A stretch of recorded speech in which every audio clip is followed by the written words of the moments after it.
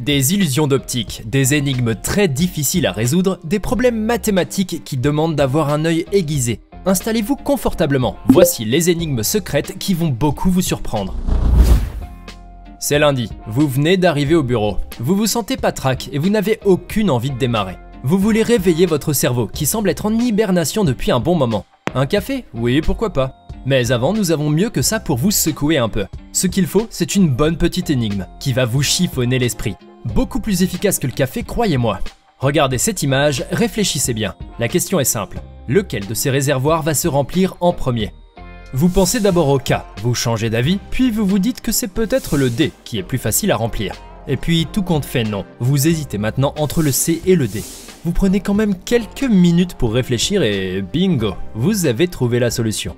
En réalité, comme vous pouvez le voir, le réservoir C se déversera directement dans le réservoir J, car il n'y a pas de connexion réelle entre les réservoirs C et D. Ensuite, J s'écoulera vers le bas, dans le réservoir L. L'eau descendra alors en dessous et remplira directement le réservoir F. Et comme vous le voyez, il n'y a pas d'ouverture entre L et H. Donc bravo à vous, la bonne réponse était bien le réservoir F. On sait que cette énigme n'était pas très facile à résoudre, et que maintenant vous avez le cerveau qui bouillonne à force de trop réfléchir à la solution. Prenez un bon espresso. Et maintenant que vous êtes bien réveillé, mettez-vous vite au travail, vous serez très certainement productif aujourd'hui. Vous êtes assis sur le quai de la gare à attendre votre train. Malheureusement, vous n'avez pas prévu de livre et vous n'avez pas grand-chose à voir sur les réseaux sociaux pour vous distraire. Vous avez quelques minutes devant vous à tuer et vous avez bien envie de les consacrer à quelque chose d'intéressant. Vos désirs sont des ordres. Alors observez bien cette image. Les deux montres que vous voyez là semblent identiques, n'est-ce pas? Eh bien non, l'une est réelle et l'autre n'est qu'un jouet. À vous de deviner laquelle est vraie et laquelle est fausse. Regardez bien, je vous laisse quelques secondes. C'est fini, les secondes se sont écoulées. Et croyez-moi, elles étaient suffisantes pour remarquer que la montre de gauche possède une aiguille des secondes très longue. Tellement longue qu'il lui est impossible de tourner vu que le cadran est carré. Je suis désolé de vous annoncer que vous n'avez malheureusement pas des yeux de lynx, mais rassurez-vous, il m'a fallu à moi aussi beaucoup de temps pour trouver la solution. Maintenant que vous avez écoulé les minutes que vous aviez devant vous et que vous vous êtes bien amusé, levez-vous, votre train est déjà arrivé. Arrêtons-nous une seconde, j'ai bien envie de jouer un peu avec vous. Je vais vous montrer une photo et vous devrez trouver la réponse de l'énigme et l'écrire en commentaire. La réponse vous sera donnée à la fin de cette vidéo. Bonne chance. Vous avez toujours été moyen en mathématiques et en problèmes de logique, ce qui a beaucoup nui à votre réputation auprès de vos copains, pour qui vous étiez un vrai bouc émissaire. Il est temps de prendre votre revanche. Plus question de vous faire charrier juste parce que vous êtes meilleur en anglais qu'en maths. L'heure de la vengeance a sonné. Faites sortir le triangle. Non, pas celui-là. Ceux-là. Vous allez leur poser une colle, enfin une énigme bien difficile où il va falloir qu'ils se torturent un peu le cerveau pour trouver la réponse. On verra qui est le plus intelligent de tous. Vous allez leur présenter cette énigme et leur demander quel chiffre devrait-on inscrire sur le dernier triangle. Bon, comme on est sympa et super indulgent avec vous, on va vous donner la réponse sans trop vous laisser mijoter. Même si elle a l'air super dure à résoudre, la réponse est très simple. Il suffit de faire quelques soustractions, vous verrez ce n'est pas bien sorcier. Pour découvrir le chiffre, vous devez soustraire le numéro de gauche à celui du haut et multiplier le tout par le nombre de droite. Par exemple, dans le premier triangle, vous devez soustraire 2 à 6, ce qui vous donne 4, et multiplier 4 par 2 pour avoir 8. La logique est la même pour les autres triangles et il en va de même pour le dernier. C'est pareil, 6 moins 5 est égal à 1, 1 fois 3, 3. C'est donc le chiffre 3 qui devrait être inscrit dans le triangle. Bon, il y en a qui n'accepteront pas la défaite, encore moins d'avoir été battu par un copain qui n'a jamais été bon en maths. Et ces personnes vous bouderont certainement pendant quelques jours car ce sont de mauvais joueurs. Mais vous aurez au moins réussi à leur clouer le bec une bonne fois pour toutes. Désormais, ils seront obligés de vous respecter. Qui aurait cru qu'un simple triangle vous changerait la vie ? Vous ressentez depuis peu de l'inconfort oculaire et vous hésitez à prendre rendez-vous chez un rééducateur ou chez un ophtalmo. Voulez-vous que je vous donne un exercice à faire pour tester votre vision avant d'aller chez un professionnel? Très bien, regardez alors cette image. Vous voyez un carré, traversé en bas par 2 lignes et en haut par une seule. L'une des 2 lignes du bas est la continuité de celle d'en haut, tandis que l'autre s'arrête dans le carré. Dites-nous laquelle des 2 lignes du bas est la continuité de la ligne du dessus. Bien sûr sans tricher et sans vous servir d'une règle. Le but est d'exercer vos yeux et faire le traçage sans outils. C'est vrai que ce n'est pas facile, d'autant plus que les 2 lignes sont très près l'une de l'autre. Mais là encore, ce n'est que votre cerveau qui vous trompe. Ce n'est pas celle de droite, mais celle de gauche, qui est la continuité de la ligne du haut. Vous vous êtes trompé de ligne tout compte fait. Je crois qu'il vaudrait mieux prendre rendez-vous avec votre ophtalmologue ou votre rééducateur. Vos yeux ont bien besoin d'exercice. Mais vous aurez au moins essayé.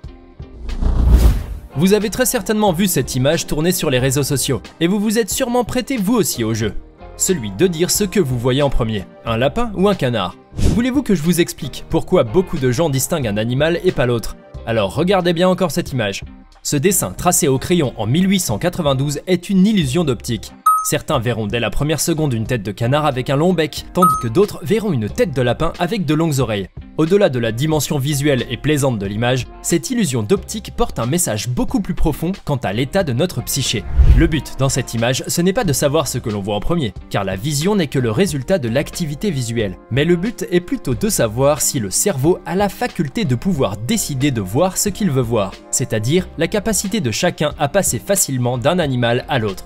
S'il vous est facile de passer du lapin au canard quand vous le souhaitez, c'est que votre personnalité est créative et plus apte à voir la société sous un autre angle que celui qui vous est imposé. Aussi, le cerveau peut être plus apte à voir une image au détriment de l'autre, selon le contexte et l'environnement dans lequel il baigne. Par exemple, si c'est la saison de Pâques et que vous parlez de lapin à longueur de journée, vous verrez plus facilement le lapin. Tandis que si vous êtes un grand mordu de la pêche, vous verrez un canard. C'est aussi simple que ça. À force de voir cette image depuis tout à l'heure, je suis sûr que vous louchez un peu. Allez faire autre chose pour reposer vos yeux avant de passer à l'énigme suivante. Maintenant que vous savez tout ça, vous savez que vous êtes peut-être un grand créatif dans l'âme.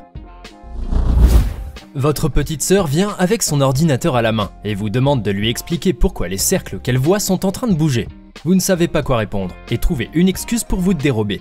Entre-temps, vous cherchez discrètement la raison qui fait que vous voyez ces cercles bouger, car vous n'avez pas envie de passer pour le grand frère qui ne sert rien sur rien.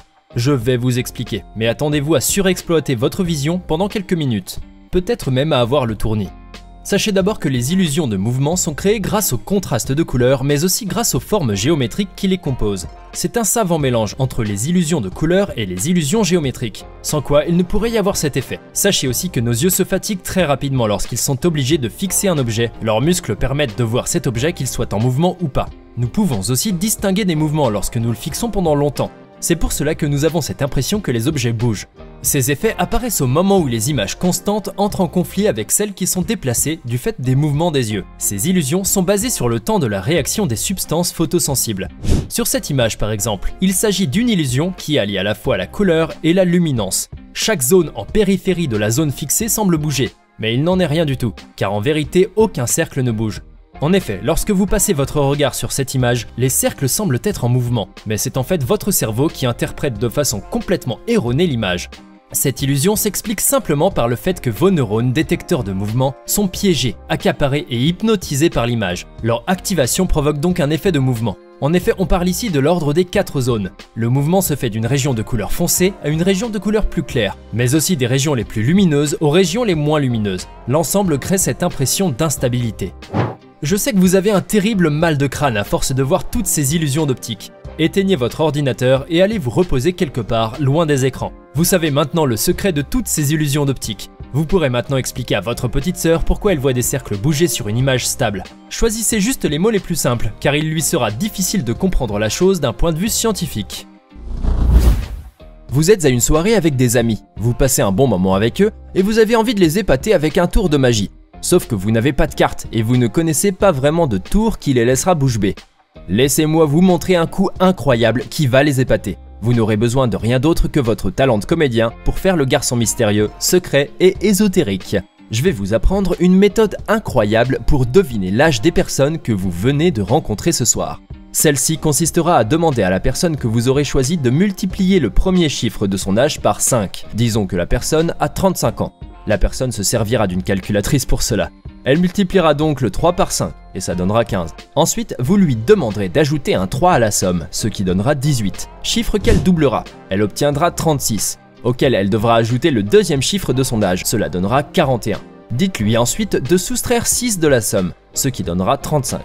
Croyez-moi, vous allez faire beaucoup d'effets et allez sûrement vous faire aborder par beaucoup de jeunes femmes qui seront tombées sous le charme de votre côté mystérieux. Après, il va falloir vous débrouiller et trouver quoi dire si jamais on vous demande un autre tour comme celui-ci. Sinon, vous passerez pour le dernier des losers. Voilà, avec ce tour-ci, vous serez entré dans la soirée comme n'importe quel invité. Vous en sortirez comme une star à coup sûr. Alors, laquelle de ces énigmes vous a le plus surpris? Êtes-vous arrivé à en résoudre une? Si oui, dites-nous de laquelle il s'agit dans les commentaires. Et si cette vidéo vous plaît, n'oubliez pas de mettre un pouce bleu, de vous abonner à la chaîne et d'activer la cloche pour recevoir toutes les notifications et ne rien manquer de nos prochains contenus. Ah oui, avez-vous su répondre à l'énigme de tout à l'heure? Je parie que vous vous êtes trompé car cette énigme n'est pas aussi simple que vous le pensez. La réponse est qu'on devrait mettre un R pour la marche arrière, car ça représente le dessin d'un levier de vitesse. Franchement, vous pensiez vraiment que c'était un 6?